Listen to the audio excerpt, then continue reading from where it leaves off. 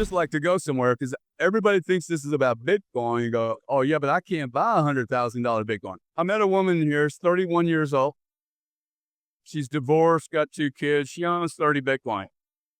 And when I looked at her, she told me she owed 30 Bitcoin. I said, wow, you're the first woman I've ever met at 30 years old that can literally tell any man on the planet to fuck off. Now, why do I say that and why am I so rude? I think freedom. My question to everyone is, hey, how do you define freedom? Remember when we did this? I had this. When I did that, I like doing these shows because the more I speak out loud, I really do try to be extremely honorable. I'm not pitching anything. I have nothing to pitch. I buy Bitcoin. You can't buy my Bitcoin. Anybody, right? And that allows me to be extremely neutral on the viewpoint. And I look at it this way. This 30-year-old woman, what she should do is pound herself into this industry now. Because there is no, I could get 40 jobs here today. You could get dozens of jobs. Why would they hire us? Because we're here, man. If you're a woman, there are no women in this industry. You should come into this industry. If you don't have a resume or a college degree, you should come into Bitcoin, dude. We don't care. In fact, I'll build a case. It's better to have a blank sheet. Yeah. If they had good parents like you had good parents. Guarantee you had good parents because you show up. You're consistent. That's all I need to say. You're consistent. You had good parents. Did you have good parents? Totally. Absolutely. You're gonna raise your kids the way your parents raised you. If you marry the right chick. So interesting. So the job part, it's so stupid because they're like, I can't afford $100,000. Well, there's $100,000 job in Bitcoin waiting for you. Now you may not start at 100, you might start at 8, but right now you're at 0. So who cares? 8. You should pay to come in this, and you should talk to your dad and go, hey, look, instead of me going to college, I bet you paid Gary Cardone or Robin 12, 15 grand a year and go mentor and tutelage and become an apprentice for a master. Like Michelangelo did. Michelangelo didn't get paid to become a genius. He worked for a mediocre marble master, a mediocre guy. And he swept the freaking floors. And now he knows hard to make good marble when the floor is dust. Right? But that's the piece people forget. Oh, wow. Order is necessary for a business. Organization. Order and organization are not required in Bitcoin. HR, no requirements for HR. Thank freaking God. No HR department. Who wants to hire a big HR department? Consultants. It's the only people that want a big HR. So the jobs, man. I mean, look at you. You're living a really robust life because you found the industry that embraces who you are. It doesn't try to change you. In every industry I've ever been in, they all wanted me to be a little different. And it's irritating. Because it stymies creativity and innovation. Stymies. When I have to wear a suit and a white tie and look like everyone else, it literally is stymie innovation. I wear a Jimi Hendrix t-shirt all the time. I love my Jimi Hendrix t-shirt. Because it's literally a silent message to everyone. Why do we all adulate over extreme personalities? And then we spend an entire lifetime trying to be as vanilla as possible. It's sad. Janis Joplin, Donald Trump, say what you want, dude. Outrageous, right? It's weird. That's weird to me. We adulate all these crazy people. And then we don't want to be that crazy. I want to be crazy. Like, I want to be really, really unique and free. And this freedom thing, back to that point, is my ability to say yes to anything. Whether I do it or not, it's different. Can I get on a private plane and go wherever the hell I want? Now, that may be a really crazy dream for some people, but I'm able to do that. It's cool. I don't have to like smash you with it or anything. It's a cool thing. I'm also able to say no to anyone about anything, including DOJ, SEC, FBI. I can stop it, dude. I don't do anything wrong. You can't come hurt me. I'm not going to let you come and capture me. So the ability to say yes and no. I don't think many people have that, man. In the 21st century, we should have the ability, the power to say yes and no to anything. I've never had that until I met this industry. It's so interesting because I see outside of Bitcoin almost never people that are doing anything abnormal, anything wild. And in Bitcoin, it's almost exclusively wild things that people are doing.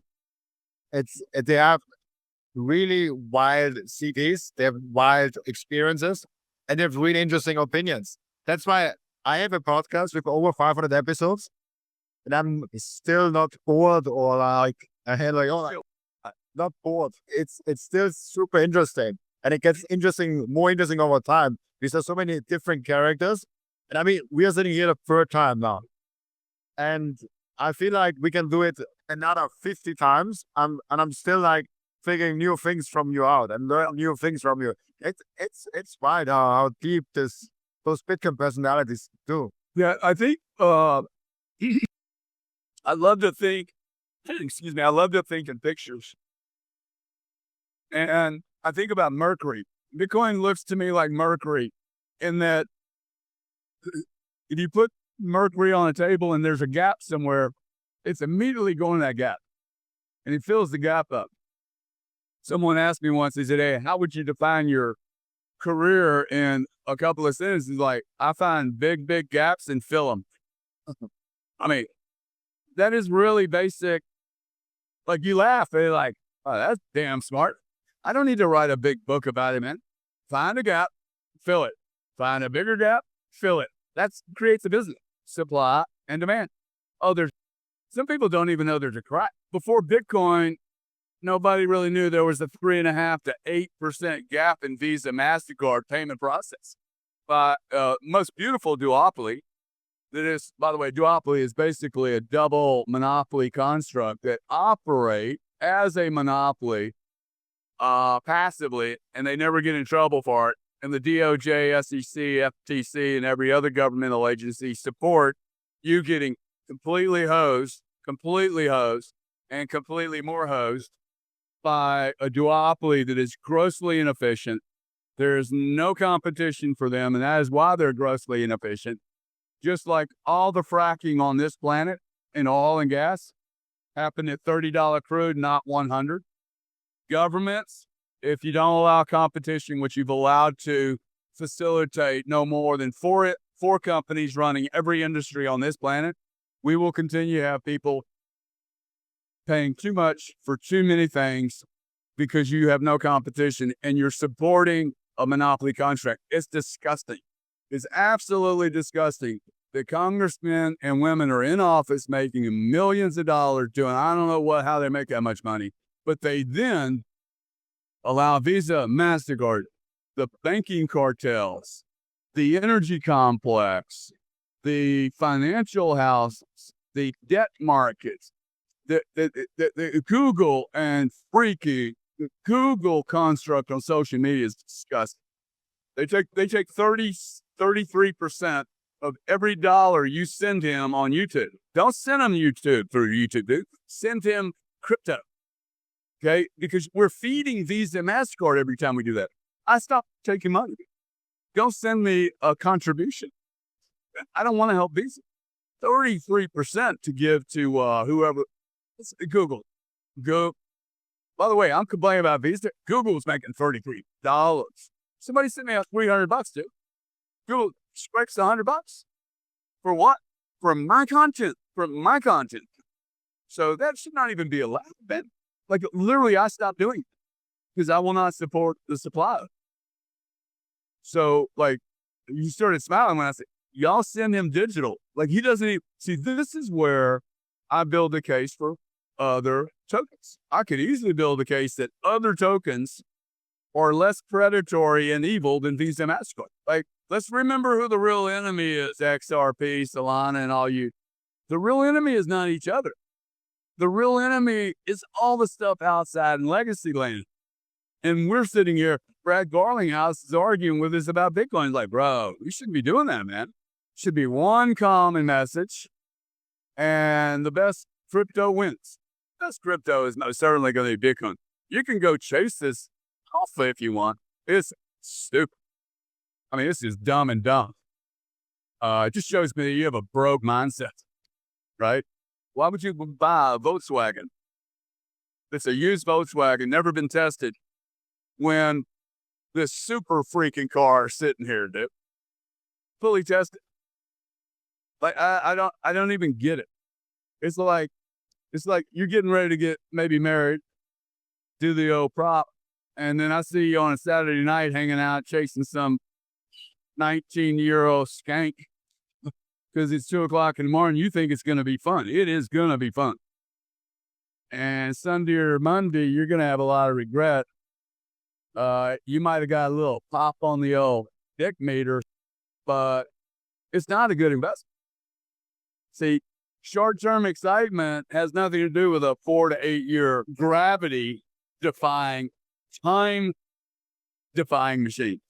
Like, you're comparing an idiot to the greatest opportunity in history. At some moment, you might as well just go master. You know what I'm saying? I mean, I know this is a hard example, but it's, in fact, the only worst example I could use would be using drugs, recreational drugs, right? So there's a lot of weird contradictions when people look at Bitcoin. I think it's because they're carrying all this weight, legacy weight, and that you have to get through that weight of what you think you know that is just not true. What you think you know, you're sure you know, but in fact, it's just not true. There's a lot of people that, I've seen a lot of people lose a lot of money. They were certain it was for sure, and it was based on just bad data, fundamentally wrong data. Like, what is inflation? Just common, just any of that. What's gravity? I love that. And it's a focus that's really hard for people, especially the new ones. They're going all over the place with like where they're going and what they're doing in Bitcoin, and even like going into different altcoins. And I completely changed actually my opinion on the altcoins. Before I started the podcast, it was really toxic. I was like, hey, we should burn all the altcoins down. And now I'm like, I focus solely on Bitcoin, but they can live. Like, they can do whatever they want. It's fine what they're doing. But that focus gets lost, like especially younger crowd. I analyzed today actually the age range of my YouTube statistics, and I have 2 times as many people over 65 than under my age, under 26 years old. Because all the people under my age, they're chasing 100x meme coin. And the people that are 35. This is the contradiction I'm talking about. Yeah. They have more time than I do, and they're not betting on Bitcoin. They're trying to speed it up. And I'm sitting here going, I don't need any of that action. I don't need any speed. What I need is certainty.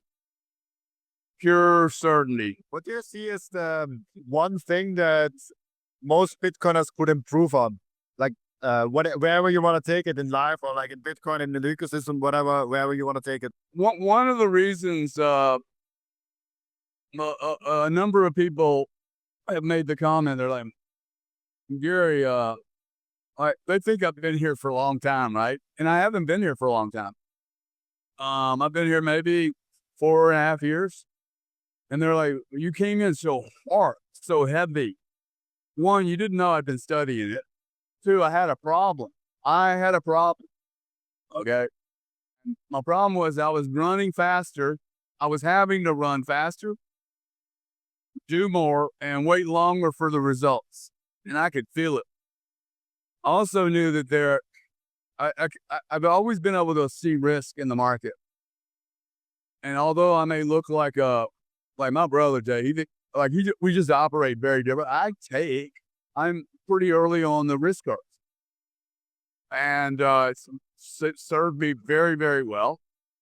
The problems that I was seeing were not going to get fixed with investing more dollars into more U.S. dollar businesses or more legacy business. See, this is the way I look at this. We are digitizing planet Earth. We've crossed over this critical mass point where 8-track tape. You don't even know what an 8-track tape is. I used to listen to Grand Funk, smoking bad marijuana early in the morning to go to school with Grant. And there was this big old thing. It was this big, and you stick it in a machine this big in your car, and the tape would wobble. That was our music, dude. I had 30 cassettes sitting in my, they're big too, but that was the way we did music. Thank you for watching this video. This was only a snippet of the podcast. And if you want to watch the full episode and get all of the context of this episode, you can click right here or here. Oh, maybe also here.